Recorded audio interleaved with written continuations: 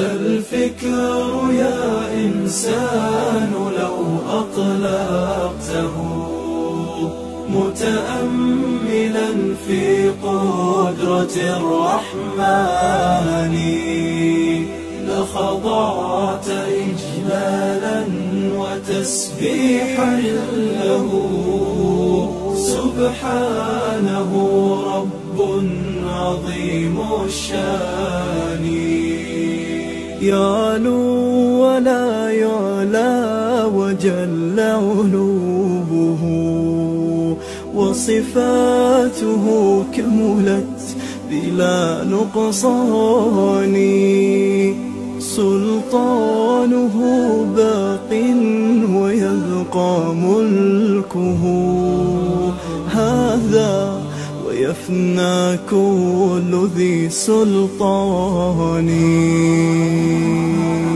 في كل شيء قد تكامل صنعه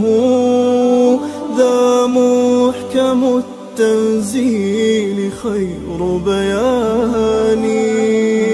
قد عم أرجاء الفضاء بآيه انظر ترى ما لا يصفه لساني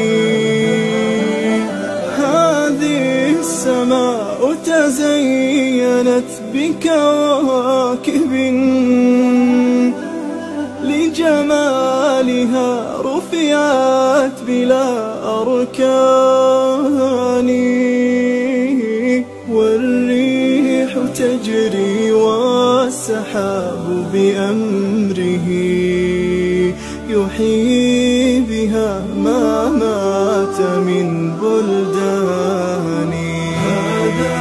ومن آياته تلك التي حملت بلا رجل ولا بهتان والكل جند للإله أما ترى جندا يقض مضاجع الطغيان